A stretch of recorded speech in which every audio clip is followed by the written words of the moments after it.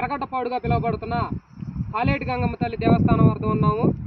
అందులో భాగంగా ఈ ఏరు కోపలేరుగా పిలువబడతారు. ఆ కోపలేరులో గుంటి మీద కోపలేటి గంగమ్మ పిలవడం జరిగింది. ఈ విగ్రహం అమ్మవారి ప్రతిబింబం.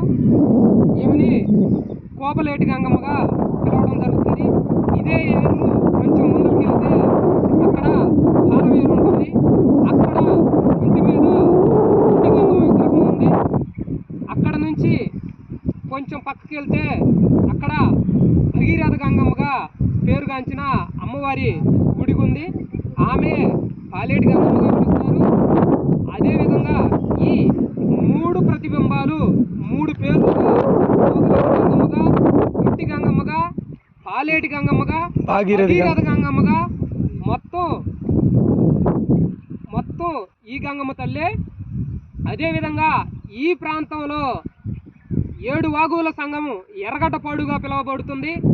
అదేవిధంగా 6 వాగులు నీళ్ళ వాగులైతే ఒక వాగు ఆ యుద్ధం చేయటం వల్ల ఈ ఎర్రగడ్డ ప్రాంతంలో యాదవులు అయినటువంటి కాటమరాజు వంశం ఈ ప్రాంతంలో యుద్ధం చేయటం వల్ల ఇక్కడ ఒక వాగు నెత్తురు బారటం వల్ల అప్పుడు ఈ ప్రాంతానికి 7 వాగుల సంగమం ఎర్రగడ్డపాడుగా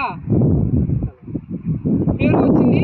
ఆ కాలంలోనే రక్త కాలువగా పిలవడం జరుగుతుంది. నేటికి ఈ రోజు కూడా అది ఒక రక్త కాలువగా మనం చూడవచ్చు.